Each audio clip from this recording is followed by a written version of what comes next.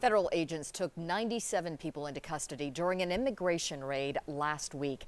Now, 10 of them are set to face a judge in Greenville this Friday. The 9 men and 1 woman are charged with re-entering the country after being deported or failing to leave after being ordered out. That ICE raid happened at the Southeastern Provisions meatpacking plant near Bean Station that's in Granger County. And we've heard from several of you asking, what exactly is ICE? Well, ICE is short for U.S. Immigration and Customs Enforcement. The group enforces federal border control, customs, trade, and immigration. The government created ICE in 2003 by merging 2 existing departments. ICE has 20,000 employees in more than 400 offices in the U.S. and 46 foreign countries. Over the past few days, we have received dozens of comments from viewers asking about the immigration process and why these families didn't just come legally. Now, that process is long, it is complex, sometimes it takes years to even start this process. So here to explain it better for us is immigration lawyer Jeremy Jennings. Thank you so very much. Okay, we have limited time and this is a big, complex issue. So let's start with this, Mr. Jennings.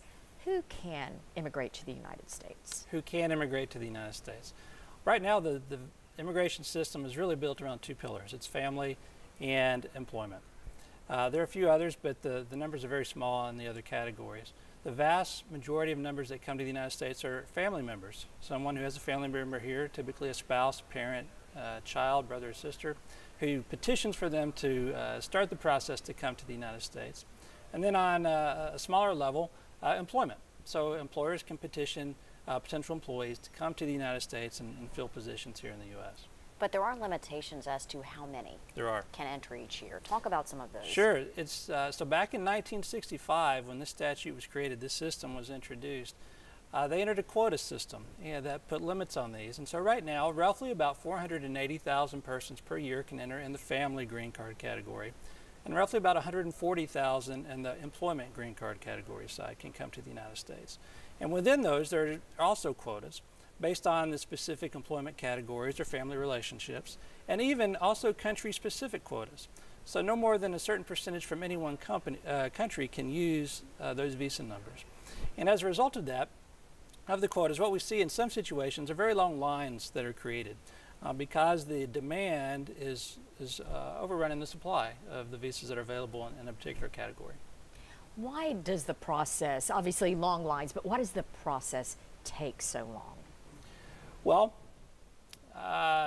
first of all is the numerical quotas.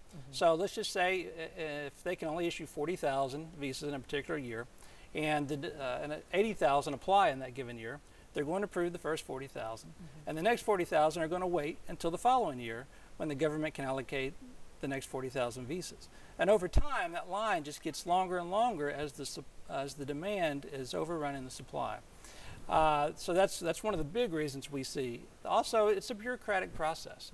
If you've ever dealt, most Americans don't know anything about the immigration process, but if you've had experience with the IRS or Social Security or even the DMV, you understand how these large bureaucratic organizations work. And they're not efficient, they're slow, they're costly, they're frustrating to work with, and that all builds into the system that makes it difficult. How long could it take to get that immigration status? If you say it's an application and if you make that list, does it take a full year typically? Sure. So in the best case scenario, if you're the spouse of a U.S. citizen, it can take, and you're overseas, it can take up to 15 months to get your spouse to join you in the United States. Legally. Legally, of course. If you're in not such a preferential category, if you're the brother or sister of someone who, and you're applying for them in Mexico, that wait can be 20 years. Wow. All right, Mr. Jennings, thank you in a short amount of time giving us a great lesson on immigration. We appreciate you. And if you have questions about ICE or immigration, especially in East Tennessee, we want to hear them. You can share those with us on Facebook or Twitter or email 10listens@wbir.com.